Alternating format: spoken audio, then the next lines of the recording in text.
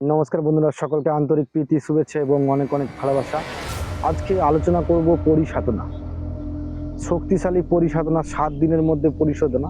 তোমরা ইউটিউবে অনেক রকমের ভিডিও দেখে থাকবে পরিসাধনার, কিন্তু আমি একটা সহজ পরিসাধনার উপায় তোমাদেরকে বলবো। পরিসাধনার জন্য প্রথমে যেটি করতে হবে তোমাদেরকে, সেটি হচ্ছে যে পরিসাধনার যে মন্ত্র সেটি তোমাদেরকে বলতে হবে, ঠিক আছে? ওম উর্বশী বসম করি করি হুম।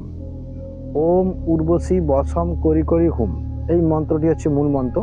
এবারে যেগুলি জিনিসপত্র লাগবে সেগুলি বলে দিচ্ছি। যে 7টি মোমবাতি লাগবে, 7টি কালো রঙের প্রদীপ লাগবে, 7টি গোলাপ ফুল লাগবে এবং শ্বেত চন্দনের ডাল 7টি লাগবে। এই সমস্ত উপকরণগুলি তোমাদের প্রয়োজন পড়বে। তাছাড়া তোমাদের প্রয়োজন পড়বে আসনের জন্য হলুদ রঙের আসন, এবং তোমরা যে বস্ত্রটা ধারণ করবে সেই বস্ত্রটাও কিন্তু হলুদ রঙের বস্ত্র যেন হয়। এই সাধনা কিন্তু তোমাদেরকে রাত্রি 12টার পর শুরু করতে হবে, এবং এই সাধনা কিন্তু শুক্রবার দিনে শুরু করতে হবে, ঠিক আছে?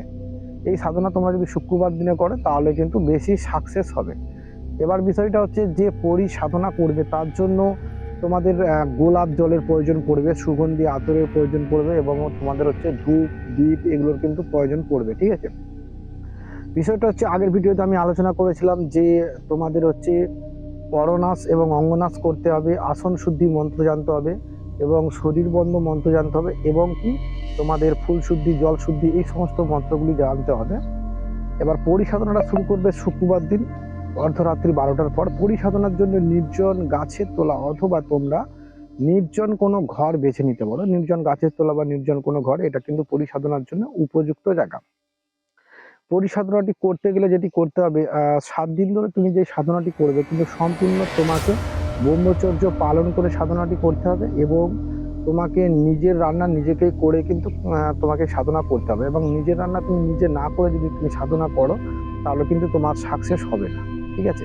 বিষয়টি হচ্ছে যে সম্পূর্ণ একাগ্র চিত্রে এবং মন দিয়ে কিন্তু এই সাধনাটি করতে হবে, এবং তুমি কেন এটি করতে চাইছো বা তার কি কারণ আছে, কি জন্য তুমি করতে চাইছো, সেটা কিন্তু তোমাকে মনে মনে ওখানে বলতে হবে, ঠিক আছে?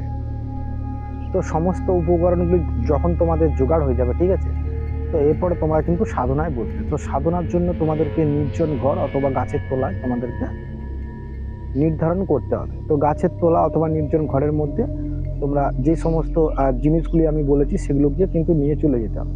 7টি গোলাপের ফুল, 7টি মোমবাতি, একটি হলুদ রঙের আসন এবং জল, ধূপ দ্বীপ, গোলাপ জল, আতর, এগুলো কিন্তু তোমাদেরকে নিয়ে চলে যেতে হবে। এবং হচ্ছে 7টি হচ্ছে শ্বেত চন্দনের ডাল কিন্তু নিতে হবে, ঠিক আছে? মন্ত্র যেটা আমি বললাম তোমাদেরকে, সেই মন্ত্রটি কিন্তু তোমাদেরকে ওখানে বলতে হবে, ঠিক আছে? তার আগে যেটা করতে হবে সেটা হচ্ছে দেখো, ঘেরা চক্র বানাতে হবে, ঠিক আছে? ঘেরা চক্র অর্থাৎ তোমাকে আত্মশুদ্ধি যে মন্ত্র আছে, সেই আত্মশুদ্ধি গা বন্ধন যে মন্ত্র আছে সুরক্ষা ঘেরা, সেটি কিন্তু লাল কুমকুম দিয়ে ঘেরা চক্র তুমি কিন্তু বানিয়ে নেবে, ঠিক আছে? তো ঘেরা চক্র বানালে, ঘেরা চক্র বানানোর পর যেটা তোমাদেরকে করতে হবে সেটা হচ্ছে যে 7টি গোলাপ ফুলকে সামনের দিকে সাজিয়ে নেবে, উত্তর দিকে দিশা হবে, উত্তর মুখ করে বসবে, এবং 7টি মোমবাতি জ্বালিয়ে নেবে, 7টি কালো রঙের প্রদীপ জ্বালিয়ে নেবে, 7টি যে শ্বেতচন্দনের ডাল আছে সেগুলোকে কিন্তু একটি একটি করে গোলাপের কাছে রেখে দেবে, একটি প্রদীপের কাছে, একটি গোলাপের কাছে। এইভাবে কিন্তু তোমাদেরকে সাজিয়ে নিতে হবে। সাজিয়ে নেওয়ার পর এবার তোমার কিন্তু ফুল শুদ্ধি জল শুদ্ধি আসন শুদ্ধি, হ্যাঁ, নবগ্রহের পুজো এই সমস্তগুলি করলে এবং করার পরে কিন্তু যেই মন্ত্রটি আমি বলেছি সেই মন্ত্রটি কিন্তু এবার জপ করতে তুমি শুরু করবে, ঠিক আছে? তোমার মুখ হবে উত্তর দিকে, উত্তর দিকে কিন্তু সাধনাটা শুরু করতে হবে। এবার যখন তুমি সাধনা শুরু করবে, ঠিক আছে, 5 মালা করে জপ করতে হবে, ঠিক আছে? 108 করে 5 মালা প্রত্যেক দিন কিন্তু 1 ঘন্টা করেই সাধনাটি করতে হবে, ঠিক আছে? তো 7 দিন ধরে সাধনা করবে। যেই শুক্রবারে তুমি সাধনা শুরু করেছো পরের শুক্রবারে কিন্তু ওটাকে শেষ করতে হবে, ঠিক আছে? তো সাধনার শুরুর পর থেকে এবং শেষ পর্যন্ত, অর্থাৎ শেষের আগেই কিন্তু পরি তোমাকে দর্শন দেবে, ঠিক আছে? তো পরি তোমাকে যখন দর্শন দেবে, দর্শন দেওয়ার পর কিন্তু তোমাকে পরির কাছ থেকে বচন চেয়ে নিতে হবে। দেখো ভাই, পরি সাধনার জন্য সাহসের দরকার আছে এবং সাহস লাগবে।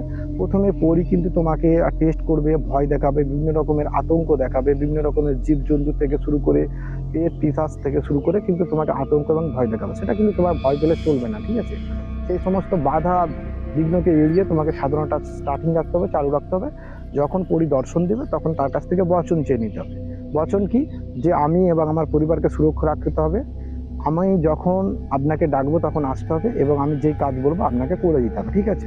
আর একটি বচন যেটি হচ্ছে যে আমি যখন তোমাকে বিসর্জন দিতে চাইবো তখন বিসর্জন নিতে হবে।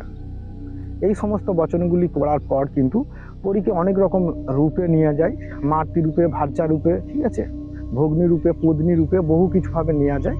তো আমার মনে হয় যে মাতৃ রূপে নিলে সে তোমাকে সব দিক থেকে সাহায্য করবে এবং তোমার কিন্তু সব দিক থেকে সুবিধা হবে, ঠিক আছে? অনেকে ভার্যা রূপে নিতে চায়, মানে পত্নী রূপে নিতে চায়, এগুলো কিন্তু অনেক ঝামেলা আছে। কারণ এই সমস্ত ভাবে যদি নাও তাহলে তোমার কোনো প্রেমিকা থাকবে না, তুমি কোনো মহিলার দিকে তাকাতে পারবে না, এই সমস্ত নিয়মগুলি থাকবে।